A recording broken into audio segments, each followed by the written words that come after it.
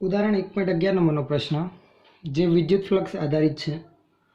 આકૃતિમાં વિદ્યુત ક્ષેત્રના ઘટકો Ex બરાબર આલ્ફા ઇન્ટુ એક્સની વનાફ ઘાત, એટલે આખું વિદ્યુત ક્ષેત્ર આલ્ફા અને એક્સ ઉપર આધારિત છે. Ey અને Ez 0 છે, એટલે વિદ્યુત ક્ષેત્રના y અને z ઘટકો 0. એનો અર્થ એમ વિદ્યુત ક્ષેત્ર y અક્ષ અને z અક્ષની દિશામાં પથરાયેલું નથી. વિદ્યુત ક્ષેત્રની દિશા માત્ર x અક્ષની દિશામાં છે અને આલ્ફા અને એક્સ ઉપર આધારિત છે, જ્યાં આલ્ફાનું મૂલ્ય પાછું અચળ ફિક્સ કેટલું 800 ન્યૂટન પ્રતિ કુલમ મીટરની વનાફ ઘાત. તો આલ્ફા અચળ છે જેનું મૂલ્ય આપી દીધેલું છે. આનો અર્થ એવો થયો ઉગમ બિંદુથી વિદ્યુત ક્ષેત્ર જેમ એક્સ અક્ષ પર આગળ વધીએ તેમ વધતું જાય છે. એક્સના મૂલ્યમાં થતા વધારા સાથે વિદ્યુત ક્ષેત્રમાં વધારો થતો જાય છે. તો હવે આગળ શેની ગણતરી કરવાની કીધેલી છે એ આપણે જોઈએ. વિદ્યુત ક્ષેત્ર તો આપી દીધું, એના એક્સ વાય અને ઝેડ ઘટકો, વાય અને ઝેડ ઘટક 0 છે. બે ગણતરી છે એ અને બી સ્વરૂપે. પહેલી ગણતરી ઘનમાંથી ફ્લક્સ, એટલે આ ઘન જે આકૃતિમાં દર્શાવેલો છે એમાંથી બહાર આવતું ફ્લક્સ ગણવાનું છે. અને બીજું ઘનની અંદરના વિદ્યુત ભારની ગણતરી કરો. ઘનની અંદર રહેલા વિદ્યુત ભારની ગણતરી આપણે કરવાની છે. એ ઘનની બાજુની લંબાઈ જે આકૃતિમાં ઉલ્લેખ કરેલો છે એ વડે જે દર્શાવેલી છે 0.1 મીટર, જે આપણે ધારણા કરવાની છે. તો આપણે અહીંયા આપેલ ઘનમાંથી બહાર નીકળતું ફ્લક્સ ગણવાનું છે અને બીજું ઘનની અંદરનો વિદ્યુત ભાર ગણવાનો છે. ઘનમાંથી ફ્લક્સ કઈ રીતે ગણતરી કરી શકાય છે? તો સૌથી તો પહેલા વિદ્યુત ક્ષેત્રની વાત કરીએ, જેમાં y અને z ઘટક 0 છે, એટલે વિદ્યુત ક્ષેત્ર માત્ર x અક્ષની દિશામાં છે. તો સરળતા ખાતર હું વિદ્યુત ક્ષેત્રની લાઈન અમુક દર્શાવી રાખું જેથી આપણે સમજવામાં સરળતા રહે. આ બ્લુ લાઈન જે તમને દેખાય છે આકૃતિમાં એ વિદ્યુત ક્ષેત્રની દિશાઓ દર્શાવે છે, જે છે x અક્ષની દિશામાં. આ ઘનમાંથી પસાર થતું ફ્લક્સ વિચારીએ તો ઘનને ટોટલ 6 બાજુ છે. 6 માંથી 4 બાજુ સાથે સંકળાયેલ ફ્લક્સ 0 છે, કારણ કે જોઈએ આ ઘનની ઉપરની બાજુ, આ ઘનની નીચેની બાજુ, જે ઉપર અને નીચે આ રીતે છે. વિદ્યુત ક્ષેત્ર માટેની ફિલ્ડ લાઇન્સ આ રીતે છે. તો વિદ્યુત ક્ષેત્ર રેખાઓ ઉપર અને નીચેના સમતલમાંથી પસાર થશે નહીં, એટલે એના માટે ક્ષેત્રફળ સદિશ સમતલના બહાર અને વિદ્યુત ક્ષેત્ર આ દિશામાં, એટલે ખૂણો 90. એટલે ફ્લક્સની ગણતરી આપણે વિચારીએ, ફ્લક્સ ફાઈ બરાબર ઈ ડોટ ડેલ્ટા એસ મુજબ, તો ઈ અને ડેલ્ટા એસ વચ્ચેનો ખૂણો 90 બને છે 4 બાજુ માટે. ઉપરના સમતલ માટે, નીચેના સમતલ માટે, આ આગળના સમતલ માટે અને આ પાછળના સમતલ માટે. આગળ અને પાછળના સમતલ માટે આવું થશે. આ પાછળનું સમતલ, આ પેન્સિલની જે લાઈન આપણે બહારની તરફ દર્શાવી એ ક્ષેત્રફળ સદિશ ડેલ્ટા એસની દિશા. વિદ્યુત ક્ષેત્ર તો મારો આ દિશામાં જ છે, દેખાય આવે છે. ખૂણો 90, ફ્લક્સ 0.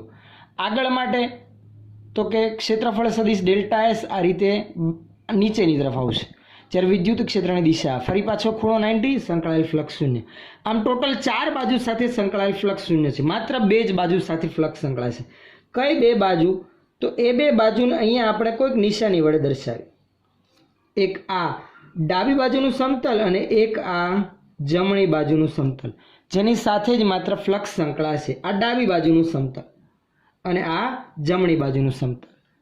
ડાબી બાજુ અને જમણી બાજુ આકૃતિમાં એક એકમ સદિશોની દિશા દર્શાવેલી છે. ડાબી બાજુને રજૂ કરતા એકમ સદિશને LN કેરેટ અને જમણી બાજુને રજૂ કરતા એકમ સદિશને NR કેરેટ વડે દર્શાવેલ છે. વિદ્યુત ક્ષેત્રની દિશા તો મિત્રો આપણે દર્શાવી રાખી x અક્ષની દિશામાં જ છે, પણ વિદ્યુત ક્ષેત્ર x અક્ષ પર પાછું અચળ નથી, xના મૂલ્ય પર આધારિત છે. જેમ ઉગમ બિંદુથી આગળ વધીએ તેમ xનું મૂલ્ય વધે તો વિદ્યુત ક્ષેત્ર વધુ પ્રબળ બને.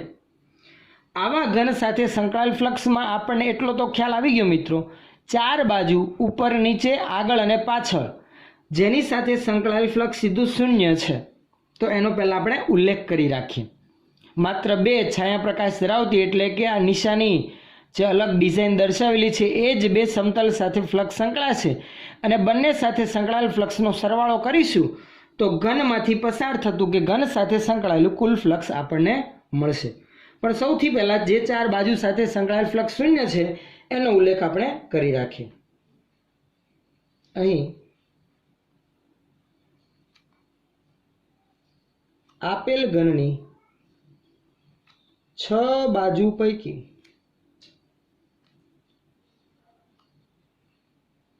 ચાર બાજુ માટે ઈ લંબ ડેલ્ટા એસ, તમને હમણાં દર્શાવ્યું એમ ઈ અને ડેલ્ટા એસ વચ્ચેનો ખૂણો અહીંયા બને છે આ ચાર બાજુ માટે 90, એટલે એ ચાર બાજુ સાથે સંકળાયેલ ફ્લક્સ શૂન્ય થશે. પૈકી ચાર બાજુ માટે ઈ લંબ ડેલ્ટા એસ હોવાથી થીટા બરાબર 90 માટે તેમની સાથે સંકળાયેલ ફ્લક્સ શૂન્ય બને. આપણે પહેલા ભાગના આન્સરની વાત કરીએ છીએ તો ચાર બાજુ સાથે સંકળાયેલ ફ્લક્સ શૂન્ય બનશે એનું કારણ આપણે લખી રાખ્યું. બાકી રહેલી બે બાજુ સાથે સંકળાયેલ ફ્લક્સ ગણી અને પછી બંને સાથે સંકળાયેલા ફ્લક્સનો સરવાળો કર્યો તો સમગ્ર ઘન સાથે સંકળાયેલું ફ્લક્સ મળે. એ પહેલાં સમીકરણ માટે વિદ્યુત ક્ષેત્ર નોંધી રાખે. ડાબી બાજુના સમતલ અને જમણી બાજુના સમતલ પાસે વિદ્યુત ક્ષેત્ર અલગ અલગ હશે, કારણ કે ઉગમ બિંદુથી ડાબી બાજુની સપાટી એ જેટલા અંતરે, જ્યારે જમણી બાજુની સપાટીનું અંતર થશે મિત્રો આ એ અને આ બીજું એ, total a plus a 2a જેટલું અંતર થશે. એટલે વિદ્યુત ક્ષેત્રનું મૂલ્ય અલગ મળશે. દિશા તો એક જ, એક્સ અક્ષની દિશા. હવે ડાબી બાજુની સપાટી પાસે વિદ્યુત ક્ષેત્ર EL કેટલું છે તો એનો ઉલ્લેખ કરી રાખે. EL થશે આલ્ફા ઇન્ટુ એક્સની વનાવઘાત મુજબ એક્સ બરાબર a માટે, કારણ કે ડાબી બાજુની સપાટી આ લેફ્ટ અને આ રાઈટ એમ ઉલ્લેખ કરી રાખીએ. તો EL બરાબર આલ્ફા ઇન્ટુ અહીંયા એક્સ EXનું સમીકરણ, એલનું મૂલ્ય એટલે કે એક્સનું મૂલ્ય આવશે એટલે એની વનાવઘાત તથા જમણી બાજુની સપાટી માટે વિદ્યુત ક્ષેત્ર ER બરાબર આલ્ફા ઇન્ટુ એક્સના બદલે જમણી બાજુની સપાટી માટે, જમણી બાજુની સપાટી ઉગમ બિંદુથી એ અને એ ટોટલ 2a અંતરે, તો 2a ની વનાવઘાત. ખાસ મિત્રો આ EL અને ER કઈ રીતે એવું એ ખબર હોવી જોઈએ તમને. એક્સની કિંમત જ મૂકેલ છે, બંને સપાટી ઉગમ બિંદુથી અલગ અલગ અંતરે હોવાથી વિદ્યુત ક્ષેત્રની દિશા તો એક જ છે, એક્સ અક્ષની દિશામાં, ધન એક્સ અક્ષ તરફ, પણ મૂલ્ય આ અને આ સપાટી માટે અલગ અલગ છે. હવે ડાબી બાજુની સપાટી સાથે સંકળાયેલ ફ્લક્સ અને પછી જમણી બાજુની સપાટી સાથે સંકળાયેલ ફ્લક્સ લખીએ. હવે ડાબી બાજુ સાથે સંકળાયેલ ફ્લક્સ phi L બરાબર EL ડોટ ડેલ્ટા S. ચલો EL ડાબી બાજુ પાસે વિદ્યુત ક્ષેત્ર આ રહ્યું આલ્ફા ઇન્ટુ a ની વનાવઘાત, જેની દિશા તો કે એક્સ અક્ષની દિશામાં એટલે આ તરફ, તથા ડેલ્ટા એસ ની દિશા આનો ક્ષેત્રફળ સદિશ આ દિશા, બંને પરસ્પર વિરુદ્ધ એટલે આવું થશે. EL ડેલ્ટા એસ પરસ્પર વિરુદ્ધ તો ખૂણો 180, ES cos 180. EL નું મૂલ્ય લખી રાખીએ આલ્ફા a ની વનાવઘાત, ડેલ્ટા એસ આ ડાબી બાજુની સપાટીનું ક્ષેત્રફળ એ તો ચોરસ જ, જેની લંબાઈ અને પહોળાઈ એ જેટલી, તો a into a square cos 180 આવશે -1. મિત્રો આ EL અને આ ડેલ્ટા એસ નું મૂલ્ય છે. હવે આલ્ફા a ની વનાફ અને 2 ટોટલ a ની 2 પ્લસ વનાફ ટોટલ થશે 5/2, અથવા તો આપણે હમણાં આમનો આમ પણ લખી રાખીએ. ચલો માઇનસ નિશાની આગળ આલ્ફા a ની વનાવઘાત ઇન્ટુ a સ્ક્વેર, હમણાં આમ લખી રાખીએ કેમ કે phi L અને phi R નો સરવાળો કરવાનો થશે ડાબી બાજુ અને જમણી બાજુ સાથે સંકળાયેલા ફ્લક્સનો. તો આ એક ડાબી બાજુની સપાટી સાથે સંકળાયેલ ફ્લક્સ ગણ્યું. હવે તેમજ જમણી બાજુ માટે આપણે આગળ વધીએ. લખી રાખીએ અહીંયા તથા જમણી બાજુ સાથે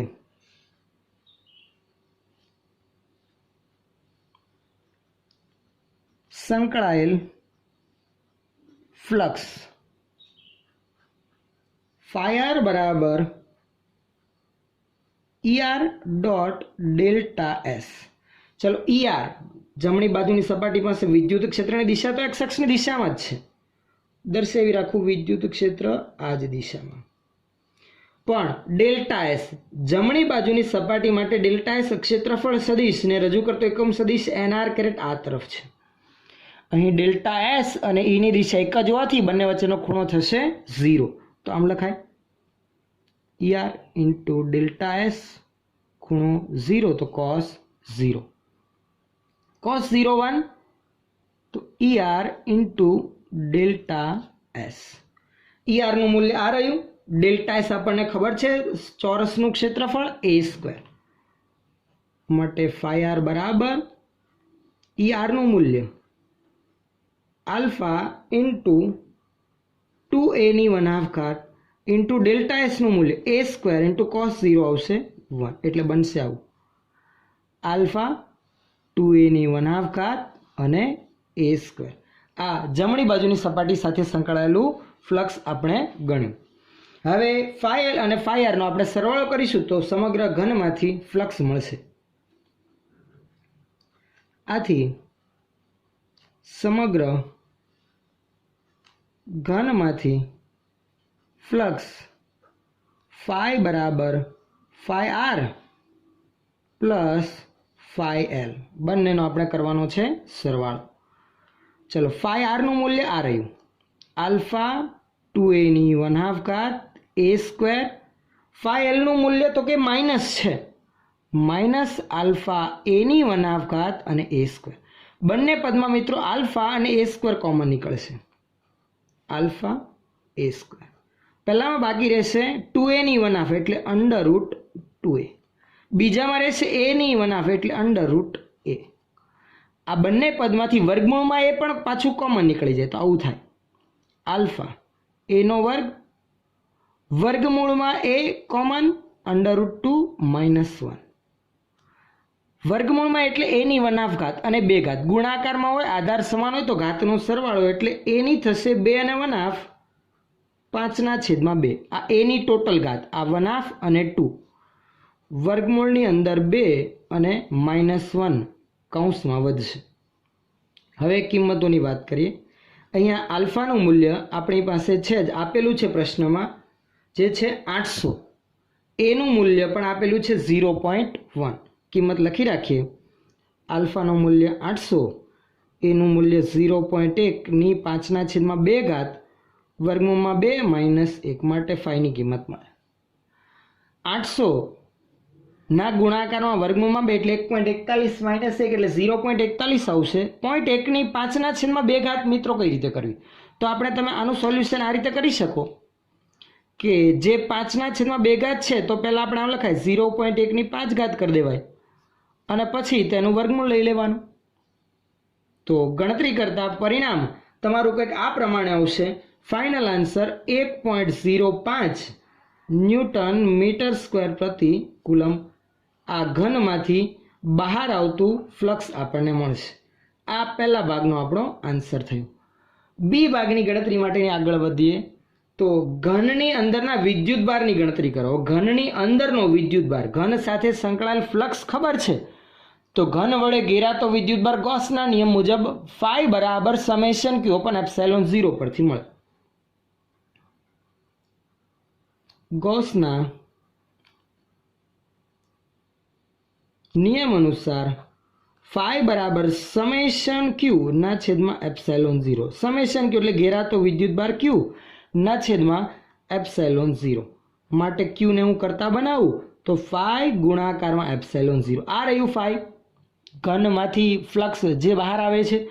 એપ્સિલોન 0 આપણને ખબર છે 1.05 ગુણાકારમાં એપ્સિલોન 0 નું મૂલ્ય 8.854 ગુણાકારમાં 10 ની -12 ઘાત. માટે ઘનની અંદર રહેલો વિદ્યુત ભાર ગણતરી કરતાં 9.27 ગુણાકારમાં 10⁻12 કુલમ જેટલો આપણો આન્સર બનશે. તો આ થશે આપણો ફાઇનલ આન્સર બી ભાગનો.